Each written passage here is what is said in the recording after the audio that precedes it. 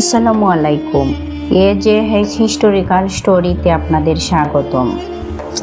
বন্ধুরা, আজ আমরা জানব হজরত মরিয়ম আলাইসাল্লামের জীবন কাহিনী, যিনি ছিলেন পবিত্রতা, ধৈর্য ও আল্লাহর প্রতি অগাধ বিশ্বাসের প্রতীক।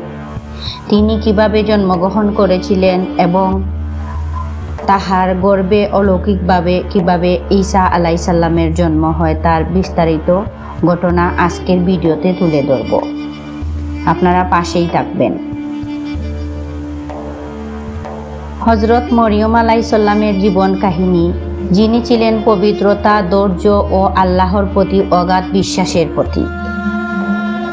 হজরত মরিয়ম আলাইসাল্লামের পিতা ছিলেন ইমরান এবং মাতা হান্না। হান্না দীর্ঘদিন নিঃসন্তান ছিলেন।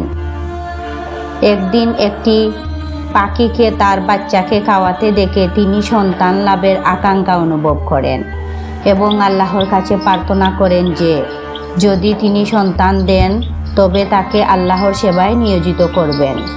আল্লাহ তার প্রার্থনা কবুল করেন এবং তিনি মরিয়ম আলাইসাল্লামের জন্ম দেন। যেহেতু তিনি কন্যা সন্তান জন্ম দিয়েছেন, তাই হান্না কিছুটা উদ্বিগ্ন হন, কিন্তু আল্লাহ তাকে আশ্বস্ত করেন। মরিয়ম আলাইসাল্লামের পিতা ইমরান তার জন্মের আগে ইন্তিকাল করেন, তাই হান্না তাকে বাইতুল মুকাদ্দেসের সেবায় নিয়োজিত করার জন্য পবিত্র পুরোহিতদের কাছে সুপর্দ করেন। তাদের মধ্যে জাকারিয়া আলাইসাল্লাম তার অভিভাবকত্ব গ্রহণ করেন। তিনি মরিয়ম আলাইসাল্লামের জন্য একটি নির্জন কক্ষ নির্মাণ করেন, যেখানে তিনি ইবাদতে মগ্ন থাকতেন। জাকারিয়া আলাইসাল্লাম প্রতিবার তার কাছে গিয়ে অদ্ভুতভাবে মৌসুমি ফলমূল দেখতে পেতেন, যা আল্লাহর পক্ষ থেকে ছিল।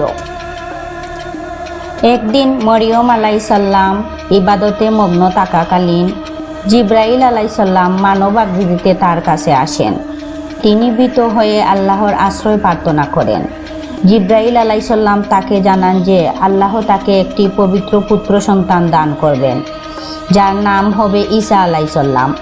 মরিয়ম আলাইসাল্লাম বিস্মিত হয়ে বলেন, কিভাবে আমার সন্তান হবে যখন আমাকে কোনো পুরুষ স্পর্শ করেনি? জিব্রাইল আলাইসাল্লাম বলেন, আল্লাহ যা ইচ্ছা করতে পারেন তিনি তা সহজেই করতে পারেন। মরিয়ম আলাইসাল্লাম গর্ভবতী হয়ে নির্জন স্থানে চলে যান। প্রসব বেদনা শুরু হলে তিনি একটি খেজুর গাছের নিচে আশ্রয় নেন। তিনি দুঃখ প্রকাশ করে বলেন, হায়, যদি আমি এর আগে মারা যেতাম। তখন একটি আওয়াজ আসে, দুঃখ করো না, তোমার নিচে একটি ঝর্ণা প্রবাহিত হয়েছে। এই আওয়াজটি আল্লাহ তাআলা জিব্রাইল আলাইসাল্লামের মাধ্যমে পাঠিয়েছিলেন। খেজুর গাছের কাণ্ড ঝাঁকাও, তাতে পাকা খেজুর পড়ে যাবে। খাও, পান করো এবং শান্ত হও। খেজুর খাবার পরপরই মরিয়ম আলাইসাল্লামের প্রসব বেদনা শুরু হয়। তারপর ঈসা আলাইসাল্লাম জন্মগ্রহণ করেন।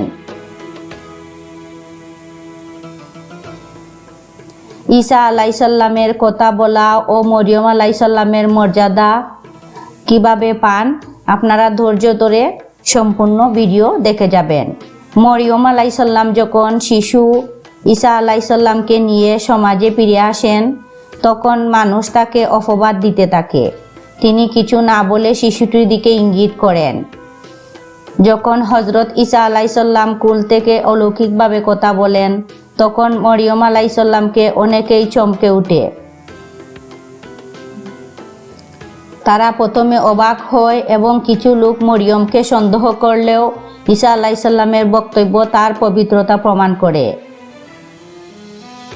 তিনি বলেছিলেন, আমি আল্লাহর বান্দা, তিনি আমাকে কিতাব দিয়েছেন, নবী করেছেন, আমাকে যেখানে থাকি বরকতময় করেছেন, যতদিন বেঁচে থাকি নামাজ ও যাকাত আদায়ের নির্দেশ দিয়েছেন এবং আমাকে আমার মায়ের প্রতি অনুগত করেছেন। এটা কিন্তু সত্য ঘটনা। কোরআনে সূরা মারিয়াম নামে একটি সূরাও আছে। এই অলৌকিক বক্তব্যের পর মানুষের মধ্যে সমালোচনার পরিবর্তে নীরবতা আসে। তারা বুঝতে পারে এটা কোনো সাধারণ শিশু নয়। এই অলৌকিক ঘটনায় সবাই বিস্মিত হয়। এরপর মারিয়াম আলাইসাল্লাম একটি নিঃসঙ্গ জীবন কাটাতে থাকেন। কিছু বর্ণনার মতে তিনি বাইতুল মুকাদ্দাস এলাকা থেকেই আল্লাহর ইবাদতে লিপ্ত ছিলেন এবং ঈসা আলাইসাল্লামকে বড় করেন। হজরত মরিয়ম আলাইসাল্লামের জীবন আমাদের শেখায় ধৈর্য, পবিত্রতা এবং আল্লাহর প্রতি অগাধ বিশ্বাসের গুরুত্ব। তিনি ছিলেন নারীদের জন্য একটি অনন্য আদর্শ। বন্ধুরা, এই ভিডিওটি যদি ভালো লাগে তাহলে চ্যানেলটি সাবস্ক্রাইব করবেন এবং আমার ভিডিওটি উপস্থাপন করাতে যদি কোনো ভুল ত্রুটি থাকে ক্ষমার দৃষ্টিতে দেখবেন এবং আপনারা কে কোন জায়গা থেকে দেখছেন কমেন্ট করে যাবেন। ওকে বন্ধুরা, ভালো থাকবেন। আল্লাহ হাফিজ। আসসালামু আলাইকুম।